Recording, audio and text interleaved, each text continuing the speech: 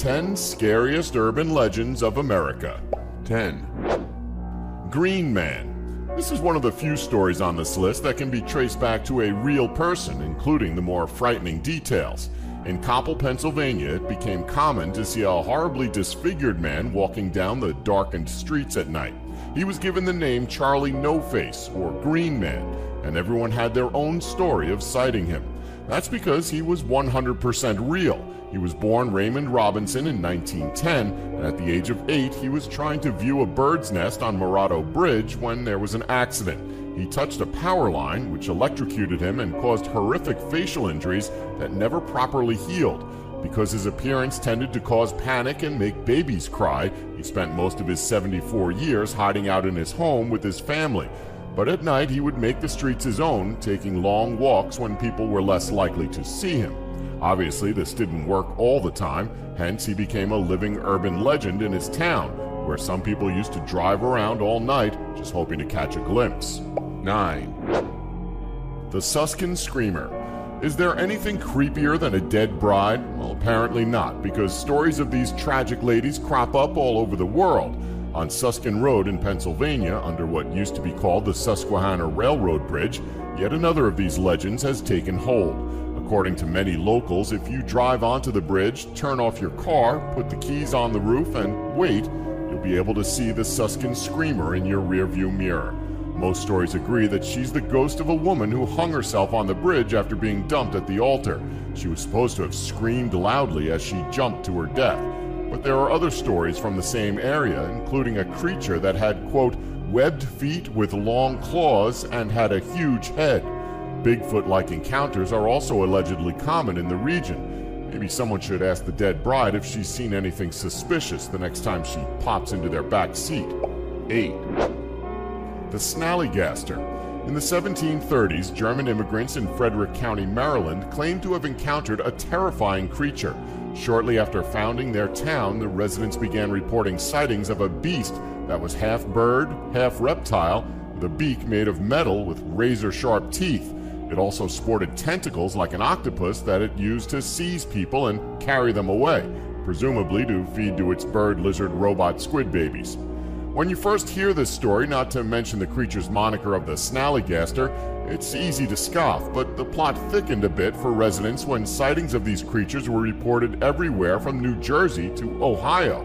Of course, sightings reported and hard evidence are worlds apart, but we aren't going to nitpick. 7. The Ghost of Stowe Lake. Golden Gate Park in San Francisco, California is pretty well known for its paranormal stories. If you believe locals, it's so full of spirits that you could run the risk of crashing straight into one while jogging. They might as well rename it No One Is Alive Here Park. But one ghost story has been the most popular and circulated ever since it appeared in the San Francisco Chronicle on January 6, 1908.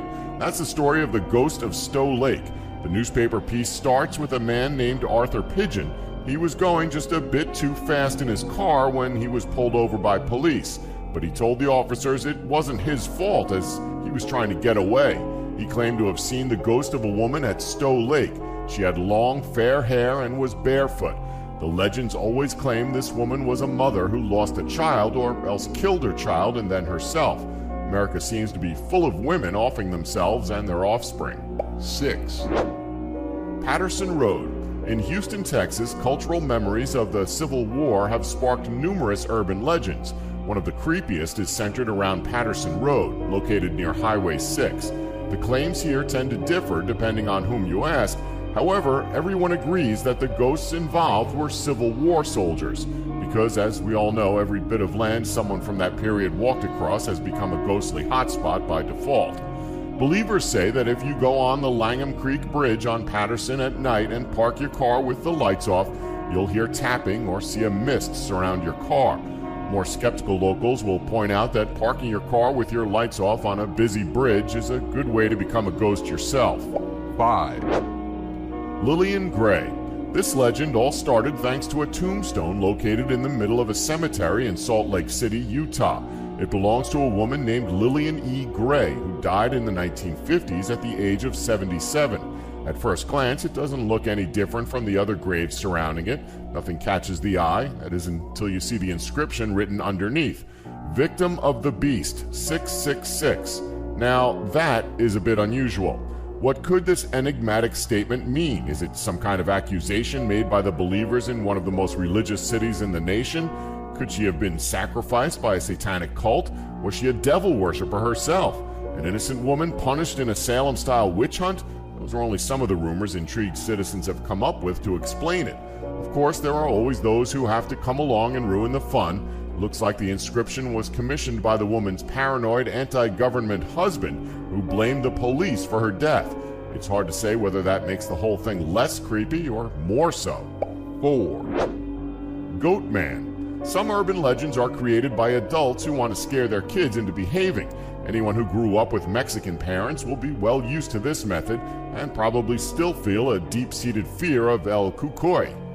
Other stories are more likely to have been made up by your jerk older brother who wants to freak you out, such as the case of the Goat Man of Beltsville, Maryland.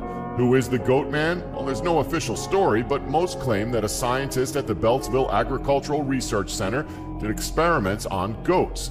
This somehow led him to actually becoming part goat, a kind of animal-human hybrid. He's said to roam the backwoods of Fletchertown Road, attacking people and cars with his axe. Why a scientist turned Goat Man would carry an axe isn't actually explained. 3. Dog Boy. Arkansas is one of those areas that's filled with ghost stories. Most of the older houses seem to have a spirit attached, so it would take a lot for a legend to stand out in the crowd. But the tale that has managed to claw its way to the top is the legend of Dog Boy. In 1954, Gerald Floyd Bettis was born to Floyd and Eileen Bettis in what has since been named the Bettis House. Those who knew him claim he used to catch dogs and cats and keep them in his home as a young boy. But he wasn't playing veterinarian. Instead, he would horribly torture and kill the creatures. But what he's really known for is his treatment of his parents. The story goes that he imprisoned them in the attic, keeping them there for years. According to police reports, he did abuse his parents quite badly, but wasn't arrested for it until after the death of his father and the continued abuse of his mother. He died in prison of a drug overdose. Since then, people have claimed that paranormal activity is common in the house. Flickering lights, strange noises, and moving objects have all been reported. Considering Bettis once threw his father out of a window, that seems to be getting off relatively light in the haunting department. 2. Charman. A well-known urban legend in California comes from the Ojai Valley in Camp Comfort County Park. They say the spirit of a man burnt in a fire will emerge from the forest and attack cars and hikers. He's called Charman because the majority of his face and body could be described as, well, extra crispy. There are several versions of Charman's origin, but they all begin with a wildfire that occurred in the park in 1948. The main story goes that a father and son were caught in the blaze and the older man was killed, but the son survived. And when a rescue team arrived, they found that the boy had strung up his father and pulled off his skin. He then disappeared into the woods.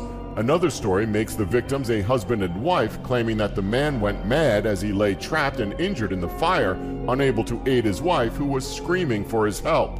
Either way, it's said that if you drive onto a bridge located in the park and get out of your car, Charman will come. The horribly burned man will run at you and attack, trying to tear off your skin, perhaps to take as his own. 1. Bobby Mackey's Hell Portal. Bobby Mackey's Music World is a popular honky-tonk bar in Wilder, Kentucky, owned by country singer Bobby Mackey.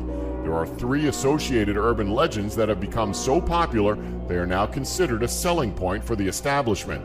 The first is that there is an actual portal to hell located in the well room, which allows demons to come into our realm. It isn't clear why they would want to, but maybe they're really into country ballads and overpriced beer. As for the 2 other stories, they're more traditional hauntings. First, you have Pearl Bryan, a real pregnant woman who was found decapitated in the late 19th century. Her lover Scott Jackson and his friend Alonzo Walling were hanged for her murder. Second is the legend of a woman named Johanna who is said to have fallen in love with a singer at the club that used to exist behind Music World. Her angry father supposedly hanged her lover in his dressing room, leading her to poison herself in retribution. Bobby Mackey wrote a song about the incident which strongly suggests she is still haunting his bar.